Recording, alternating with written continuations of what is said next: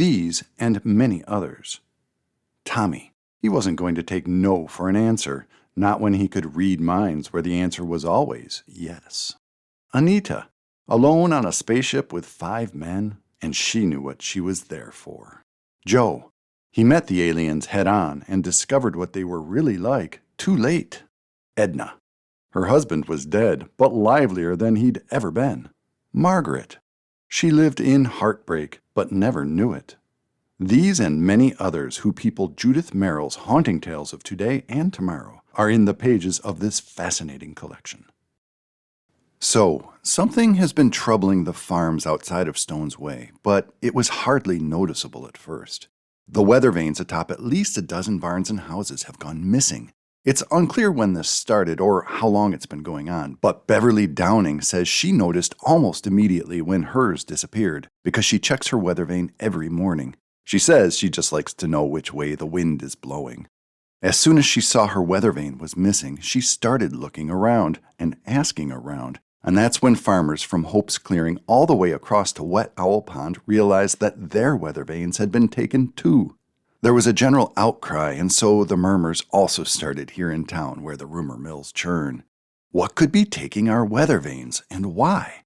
I'll spare you the speculation, which occupied about a week in the life of our town, because the solution appeared early one morning in the gray of dawn at Bill Wanatay's farm. He was walking from the barn toward the house. There was a flash of light, he says, not like lightning, but like a light bulb burning out, which smelt, he said, sullen. Asked what he meant, if the smell was like ozone or like sulfur, he shook his head.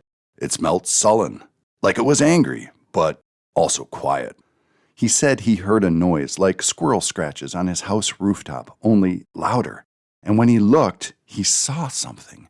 Something was scampering from his chimney over to where his weather vane declared the wind was easterly, which was a wind that made Bill feel like he should behave, quite unlike a westerly wind which came along too often for his wife's liking. He says he saw a thing, like a poppet, he said, twice the height of a squirrel, made up of ice, which was impossible because of the warmth of the day, and this thing ran right into the weather vane, crackling as it struck, as if it was actually made of electricity. This poppet, or whatever it was, it knocked the weather vane from the roof and fell with it, although both popped quite out of existence before either hit the ground. So now, at least, we all know what's been taking the weather vanes, if Bill isn't pulling our legs, but we don't know why, and we don't know where it will strike next. To be honest, I'm not sure I believe Bill, but I like to imagine his poppet and to think of where it takes the weather vanes.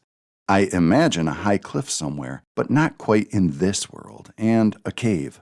The cave is bright inside and decorated every which way with pointers of the weather's breath. The creature amuses itself by spinning these toys, and somehow, by doing so, it moves our wind.